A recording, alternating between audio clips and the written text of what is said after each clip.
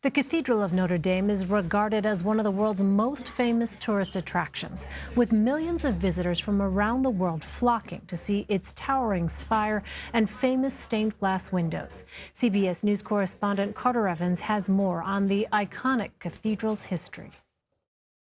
Notre Dame, or Our Lady, is considered the most famous Gothic cathedral ever built.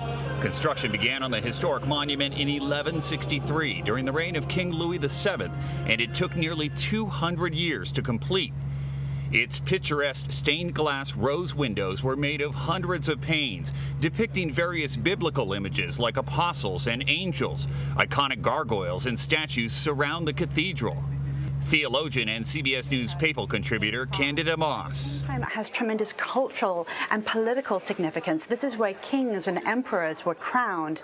This is where saints are made. The cathedral spire was currently undergoing renovations, but the monument's last major makeover was more than 150 years ago, partly inspired by Victor Hugo's depiction of its decaying state in his novel The Hunchback of Notre Dame, a book that inspired famous film versions, most notably in 1939 and Disney's take in 1996. Notre Dame is also home to the Crown of Thorns, considered the crown jewels of Paris. It's believed the crown was worn by Christ before the crucifixion. The cathedral's bells have tolled for significant occasions for centuries and have marked moments of tragedy, including the Paris terror attack in 2015. We are hearing now that Crown of Thorns was saved along with some other works of art, but there is still some concern about the condition of many other priceless pieces. Elaine? Carter Evans, thank you. For more on this, Kevin Murphy is a professor and chair of the Art History Department at Vanderbilt University, and he joins me now on set here in New York. Kevin, thanks very much for being with us. Pleasure. What is the symbolic significance when we talk about this Cathedral of Notre Dame? Not just for people who are in Paris, not just for the broader country of France, but really to the world. Well, I think that its symbolic importance and significance is of the Catholic Church in France, obviously, but also it symbolizes the city of Paris. It's the Cathedral of Paris, but it's always been thought of also as the Cathedral of France. So its symbolism really resonates through its religious significance as well as its civic and national significance. And the cathedral is really considered this jewel of medieval architecture. What more can you tell us about that? Well, it's one of the iconic monuments of the Gothic style, which the French took great pride in from the 19th century onward as their particular contribution to the history of Western architecture.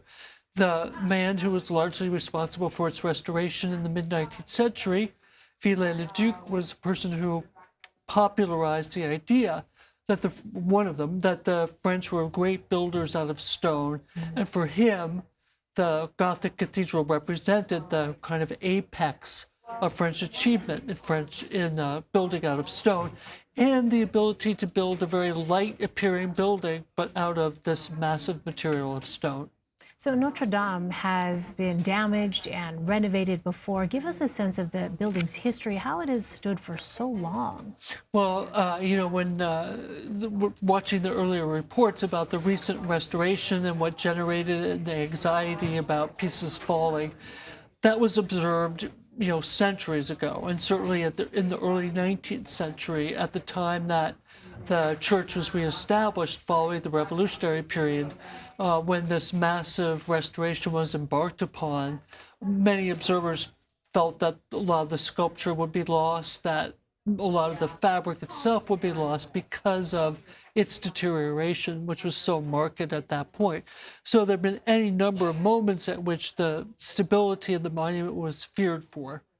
And I know you have been watching these events unfold throughout the course of the afternoon and evening. What are some of the open questions you have at this hour as, authorities try to figure out what the next steps are? Well, the uniqueness of the structure of any Gothic church or cathedral is that the major structure is made out of stone. So luckily it's impervious to fire. However, we have the roof where the structure was wood, and of course that was lost. as was the tower, where much of the structure was wood. So my question is, to what extent the fire of those very susceptible parts damaged the underlying stone structure? And I think that we won't know until we see further images and there's further analysis of the main sanctuary of the church. So that's my major concern. I realize it's early yet, but French President Emmanuel Macron said earlier on Monday that, quote, we will rebuild. Yes. What do you foresee as some of the biggest challenges here as they go about that process? Well, I'm smiling because that debate happened in the 19th century around Rouen Cathedral in Normandy, made famous by Monet, where the cathedral was burned in the early 1820s. And there followed a whole debate about what should the replacement be. Should it be very modern? Or should it try to match the style of the original building? So when I heard him say that, I was very interested to hear what might be the debate about what form it should take. Should it be an exact replica of what was there, which after all was a 19th century interpretation of what the spire of Notre Dame should be, or should it be very contemporary in feeling? I think it's a really interesting question. All right, a conversation perhaps for the months ahead. Kevin yes. Murphy. Kevin, thank you very much for sharing your insight with us. My pleasure. Thank you.